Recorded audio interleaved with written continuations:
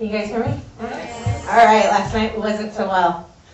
So we're coming to the end of the evening. How's everybody feeling so far with everything you've heard? Yeah? Great?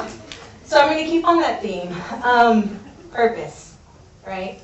I think all of us at some point have thought about that question. What's the purpose of life? What are we supposed to do with our life? Can anybody relate? Yeah? Maybe? All right. Well, most of us are taught the life we're supposed to do. I'm sure you all heard it when you were kids. You know, go to school, get good grades, go to college, graduate, maybe meet the one, maybe not, get married, have kids. I know I heard it. But I also remember I heard my grandmother. She'd always ask me, Mija, what do you want to be when you grow up? All I would say is I want to make the world a better place. What I never said, though, was, oh, abuela, I want to wake up and just be a drug addict, and I want to be homeless, and I want to be in toxic relationships. No, didn't say that, but it probably would have been closer to the truth. So I'm going to share with you my journey through some of these things, and my transcendence into my purpose out of them. As a kid, I grew up in a single-parent household. It was my older sister, my mother, and myself, and we all lived in my grandparents' house. It was in this house that I experienced my first trauma. At 6 years old, I was molested by an uncle who also lived there with us. At the time, I was attending Catholic school, and suddenly I felt different. I didn't feel like everyone else. I felt dirty, I felt unclean, and somehow it felt like everybody knew.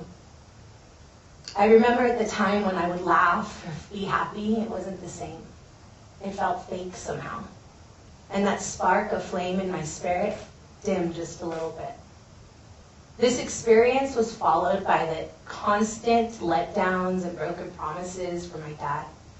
Every Friday I'd come home from school so excited, I'd pack up my duffel bag, and I'd wait on the front yard for him to pick me up because he promised he'd get me that time.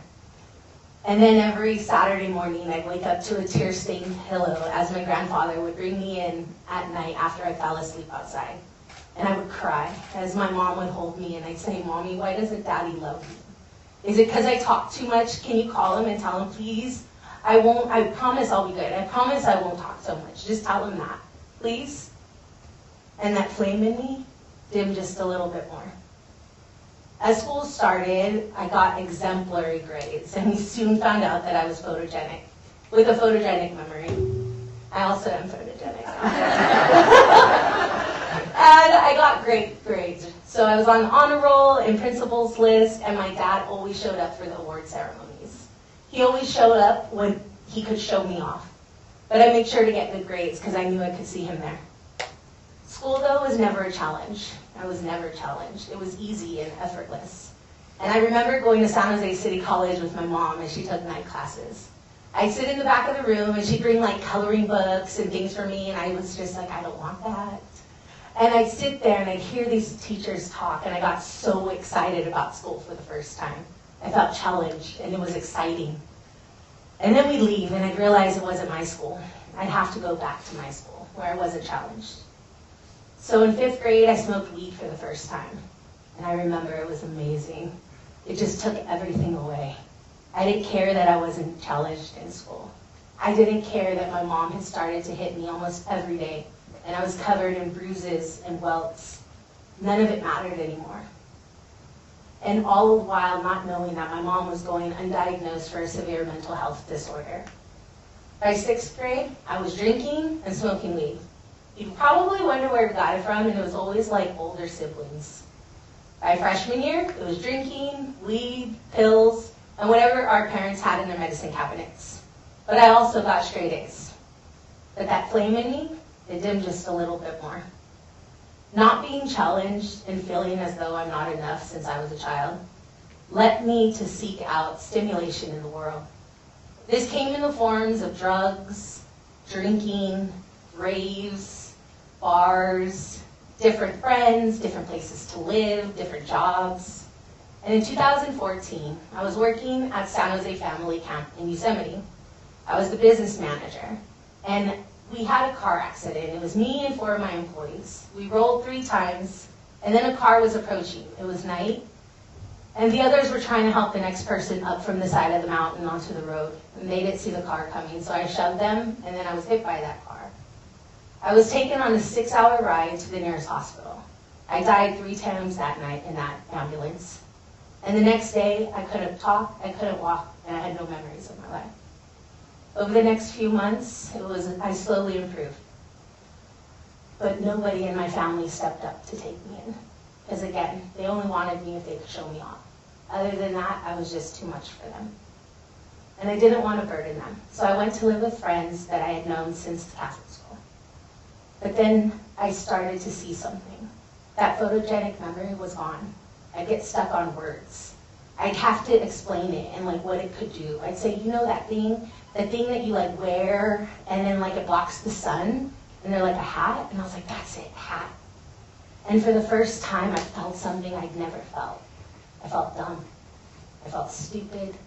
I felt like everybody knew it. So the drinking started and the drugs. Because everything would just go away. And I wasn't scared of not knowing anything. And that flame in me was only a flicker of light now. Then came the time I started to feel like a burden on my friends. So I willingly started sleeping in my car. I was homeless. I had no idea that was going to be what was going to happen to me. I was full of fear. I was terrified. That wasn't the life I saw for myself. I wanted to make the world a better place. I had no idea how I got here. My self-identity completely altered into that of somebody living on the streets. That became my new world, living in the shadows. When I was homeless, I saw people killed. I was raped more than once. I was held against my will. I had guns pointed at me. I held guns. It was a life I never thought I'd see. I became somebody, though, in all of that trauma. I couldn't take it anymore. I became filled with anger and rage, hatred, and I was relentlessly violent. I also, because of that, became a frequent flyer of our lovely Elmwood Correctional Facility. And the police knew me by name, and the correctional officers. They'd always tell me, Salazar, you gotta stop meeting like this. While I was homeless, I also contracted sepsis. And if you don't know what that is, it's a blood infection, where everything on you hurts, because blood obviously runs through our whole body. 7 times out of those times I had it, I was hospitalized and close to death. I also remember sitting in a camp right across the river right here on the other side of this building, watching people come here in the morning to go to work. And I'd stare, and I'd always talk out loud to my God, and I'd say, how did I get here? Like, that world seems so far away. I could never be a part of that world. Being homeless also showed me the lack of humanity in people. When I was out there, I was in really abusive relationships. And there were times I remembered sitting on a park bench or on the curb, bleeding, beaten, bruised, just wanting to die. And people would walk by and act like they didn't see me, or they'd cross the street. Not one person said, are you okay? I never knew what it looked like to be looked through instead of looked at, to be seen not even as a human being. I didn't know how I got there. All I know is I didn't recognize myself anymore. And that flame in me went out, and there were only embers burning. Finally, I just couldn't do it anymore. So I reached out for help, and I called an outreach worker with Home First named Frances. I had known her because she came out to the camps a lot to help us, and she was really nice. With her, we started the process to get me on the list to get housing. And in June of 2017, I was blessed finally to get housing and get off the streets. I always told myself, once I'm off the streets, that's it. No more drugs, no more drinking, no more criminal activity, and I'm going to have a chance at a real life. But the person I was with got out of custody 2 days later, and he said just one more time, and then we're done with it. But it wasn't just one more time, and the drugs started. I never thought I could use drugs. I never thought I would shoot up drugs. All of the things I never thought I'd do, I did. Then the day came, and no matter how much I did, it didn't take everything away anymore. It continued. Spiritual melody consumed me. And those embers, they started to blacken. On February 3rd, I woke up, I walked outside the building, And I walked across the street at a church, and I sat there and I looked into the morning sky. And if you're ever up that early, some of you, I don't know, but you can smell the garlic from Gilroy because it's before all the pollution, right? And I immediately remembered my grandfather, my abuelo, and he told me that because we used to go to the flea market together. And I thought of my grandparents, and they've passed. And I looked up and I said, I'm so sorry. I'm so sorry. But I don't know what to do. Please help me, show me what to do. I've come so far down this path, and I don't know what to do. At almost 6 a.m., I was outside the Denny's on Alma, and there was a 12-step meeting inside. I was terrified. I said, what am I doing here? This is stupid. I hadn't used yet, so I was sweating, I was shaking, my skin was crawling. And this is pre-pandemic, February 3rd, 2018. And I was dressed in my combat boots with my hoodie and the skull mask and my backpack with a machete and switchblades on my boots.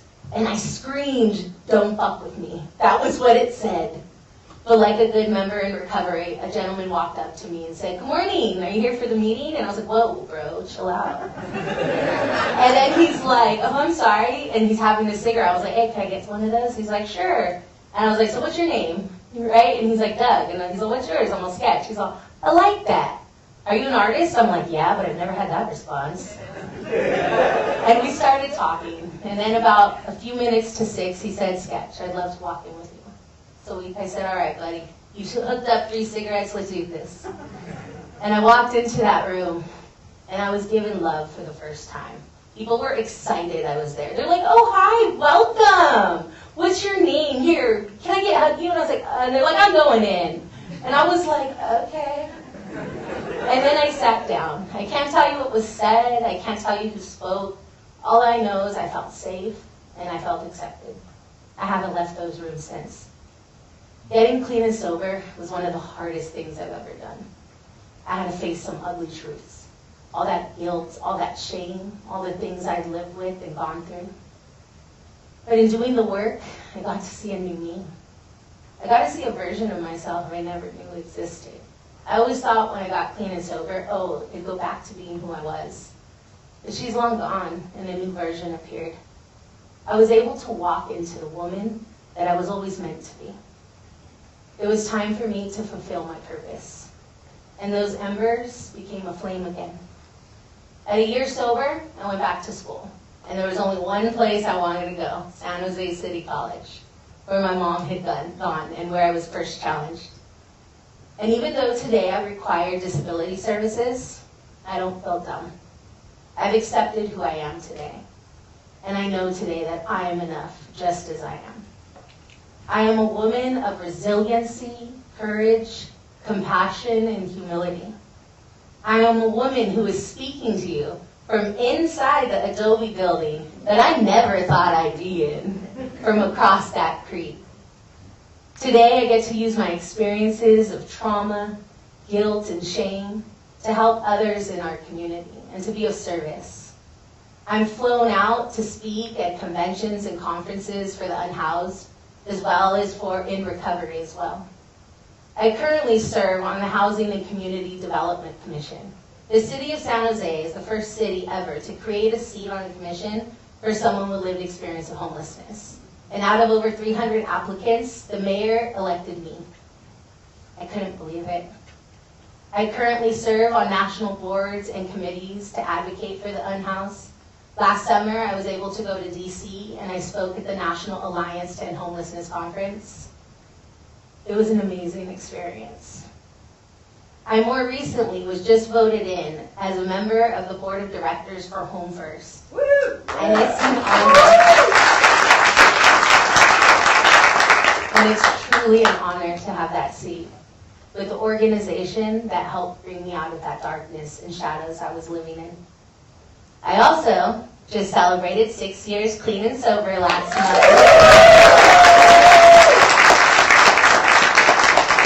And the life I have today is beyond my wildest dreams. More importantly, is that I'm finally doing what I always told my grandma I wanted to do. I'm making the world a better place. And that flame in me is blindingly bright. As I hope to inspire change and be an agent for change. So when you leave here tonight, I'd like to leave you with this challenge. Seek. Seek out your purpose. Challenge yourself to do things you've never done before, or that you've always been scared of doing. It's through walking through those fears and that darkness, it just may illuminate your purpose. And then seek and shine. Shine brightly. Shine with vigor. And join me on the road of happy destiny. Thank you.